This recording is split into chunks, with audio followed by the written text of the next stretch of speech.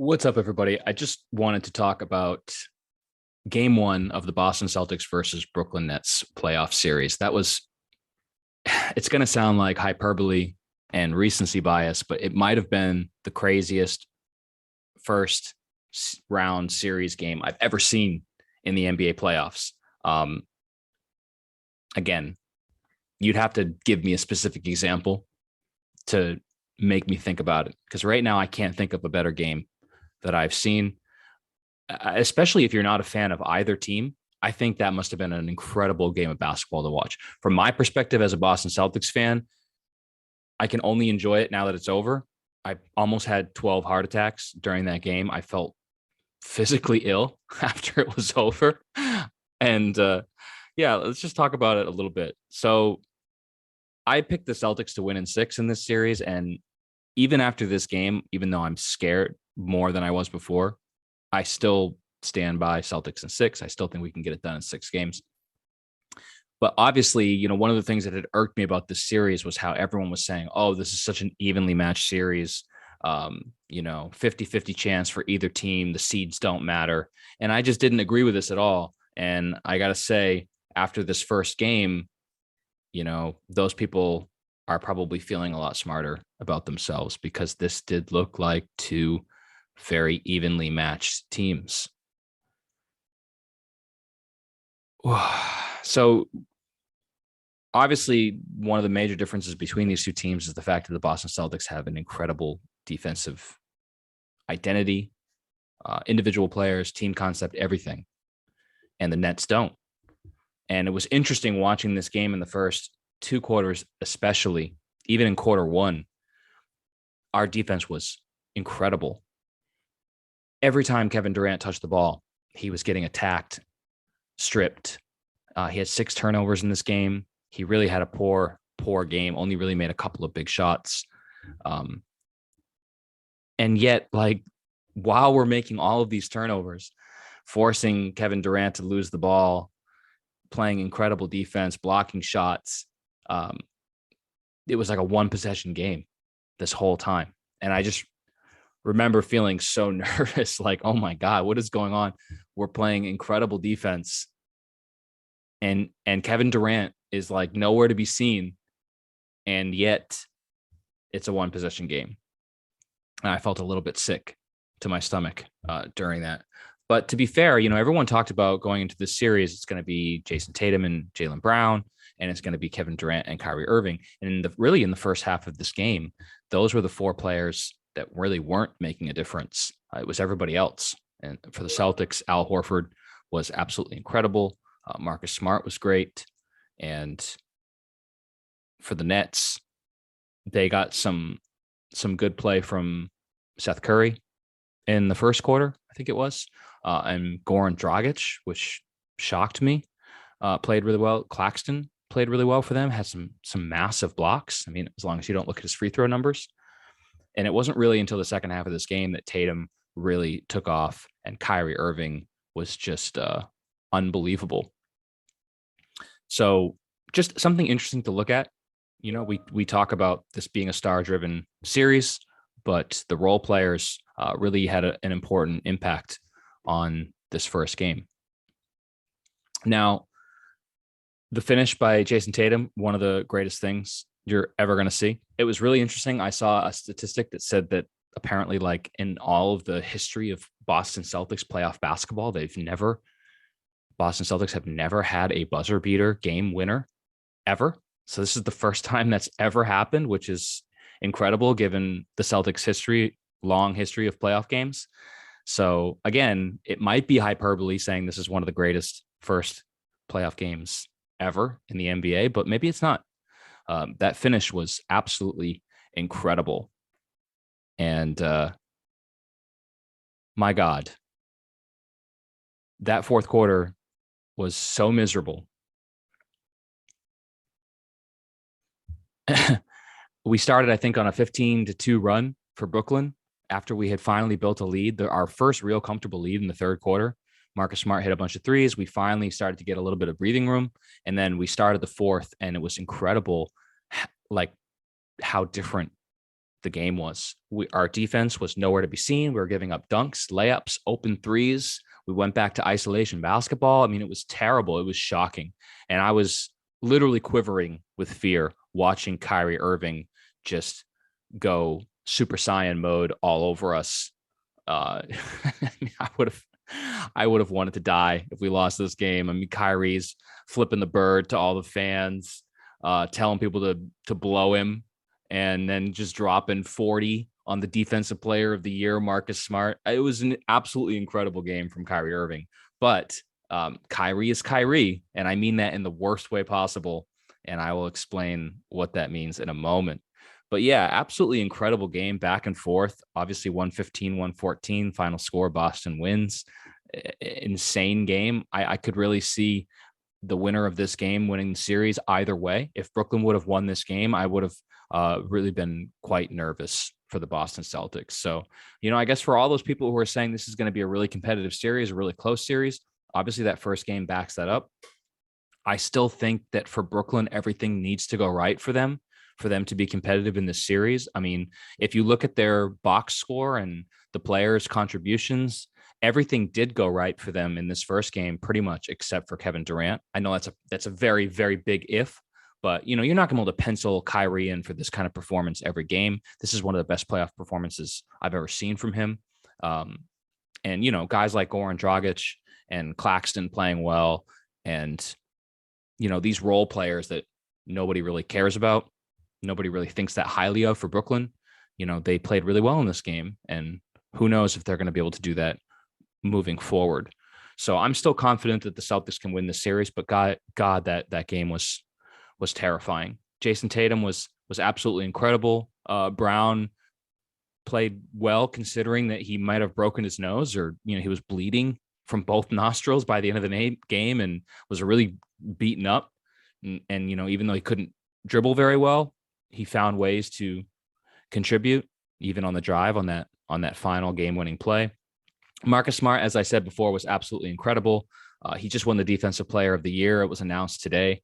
I cried a little bit when I saw it, because this is a guy I've loved and hated so many different times over his Celtics career, and just to see him get rewarded for the style of play that he has just been really, really amazing. I didn't think he was going to win. I thought he was going to get a lot of votes, but I was honestly quite surprised to see him win over players like Jaren Jackson Jr. and Rudy Gobert and Mikal Bridges. But amazing, and I'm glad he won. And it's just, I hope it becomes a special story connected to this special team, and they can make a special run, because there's a lot of these good vibes kind of things happening with the Celtics right now. Hopefully I don't jinx it, but I guess we should talk about Kyrie Irving for a moment. Obviously, this is one of the biggest storylines of this game, because Kyrie was, getting into it with the Boston fans are relentless to Kyrie Irving. And there's a lot of outsiders who don't get it. And it actually almost makes me more angry that they don't get it, because it's like, if you are a Boston fan or a fan of basketball and you're educated, it's so obvious why Boston hates this guy so much. And uneducated fans always try to explain it like, oh, well, they just don't like him because he left. And it, like, the dumbest takes I've ever heard. It's really simple why Boston fans hate Kyrie so much. But it's also long. Like, there's a list of reasons. They hate him because he left, not because they wanted him to stay, but because he lied. He promised he was going to stay, that he wanted to stay, and then he just changed his mind 6 months later and left. So it's not hating him because he left like we wanted him to stay. Almost all Boston fans were ready for him to be gone by the time he left. They hate him because he lied about it. And that was on top of hating him because he failed. He was supposed to be the leader of this team, best player, and he failed at that miserably. He missed the playoffs with an injury the first year. Second year, the team was a disaster chemistry-wise, which, can't all be blamed on him, but certainly part of the blame is his. If you watched that series and you saw him implode against the Milwaukee Bucks, where he was like yelling guys off, trying to guard Giannis, I mean, it was one of the craziest flameouts you'll ever see in the playoffs. They hated him for that.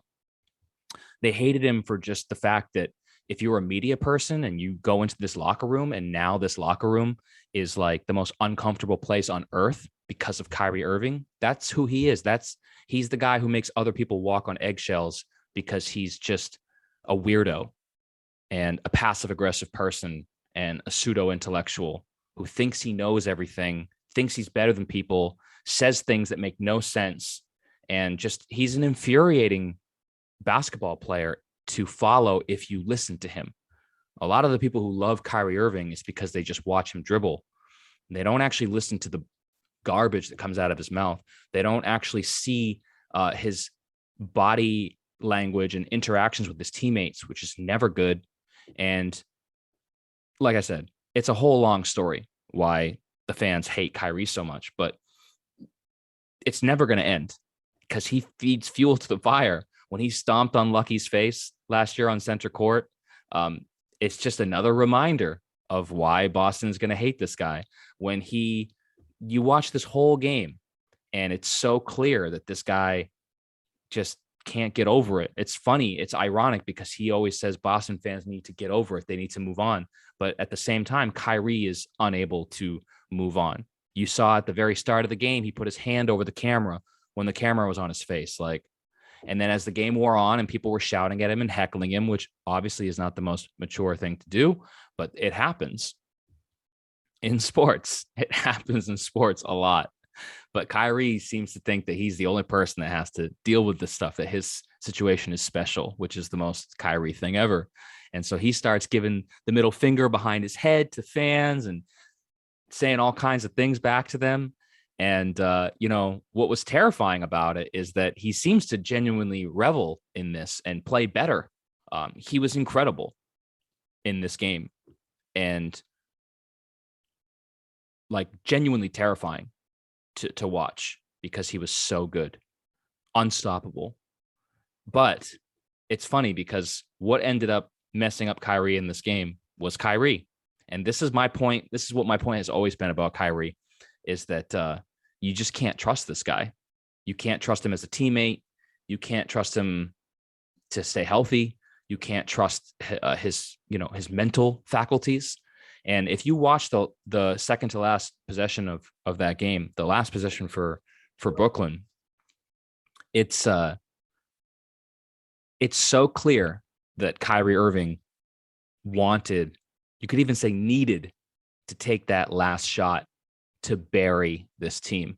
He wanted it so bad because of all this fan drama and the team, the history. And he basically just dribbled the ball around until there was 2 seconds left. And we just had incredible defense on him. He had no opportunity to score. And he had to kick the ball out to Kevin Durant with, like I said, just a second or two left. Kevin Durant had to take a terrible shot. And that was their chance to seal the game. And they blew it. And it's kind of Kyrie's fault. I mean, you could say, well, the only reason they were even in that position was because of how great Kyrie was throughout this game. And that's true. That's fair. But, you could also say that he really messed it up on that last possession, playing hero ball, trying to do it all himself because he was locked into his own personal war with Boston. And look at what Kevin Durant said about Bruce Brown's comments. Bruce Brown just said some innocuous stuff about how Robert Williams is out. We're going to go at Al Horford and Daniel Tice. And Kevin Durant came out and was like, yeah, I don't support that at all. That's not what we're here for. So can you just imagine what Kevin Durant must be feeling watching his teammate Kyrie give the fans the finger, telling them to blow him, and then hogging that ball on the last possession because he was so motivated to get the win for himself? Do you think that that's what a good teammate does? Do you think that that's going to build a stronger bond or trust between Kevin Durant and Kyrie Irving? So again, it's a different team, but it's the same old story with Kyrie. He can't get out of his own way. And just thank God that it went the way that it did. Because again, just a few points the other way, and Kyrie would just really have haunted this game, this series forever. But yeah, incredible first game. I just wanted to talk about it a little bit. Surprised to see Brooklyn's role players play so well. I think this series is going to be a little bit more competitive than I thought. I still think Boston can win. I still think Jason Tatum is going to be the best player in the series. I mean, he outplayed Kevin Durant in this game easily. He terrified him on defense, stripped the ball from him so many times.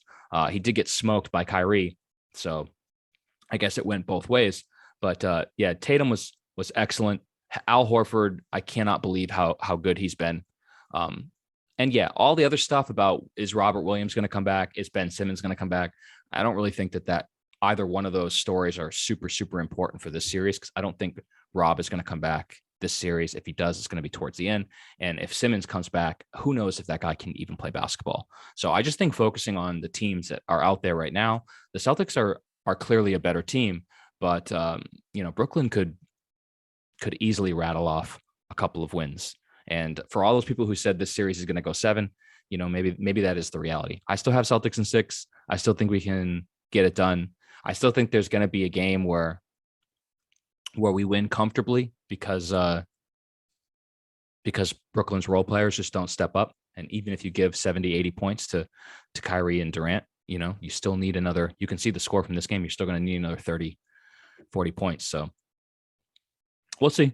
But crazy first game, absolutely insane. One of the wildest endings I've ever seen. Glad to still be alive. It almost killed me. And hopefully we'll have more competitive games in this series, but maybe not quite that competitive. And for Kyrie, I mean, what can I say? I've talked about Kyrie to death. Amazingly talented, gifted basketball player. There's no question about that. But, he's a mental midget and he's a toxic teammate. And I don't even think these are opinions at this point. They're facts. And he's not really doing a lot to help himself.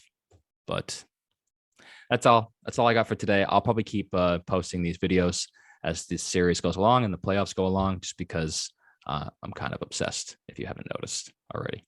All right. See you guys next time.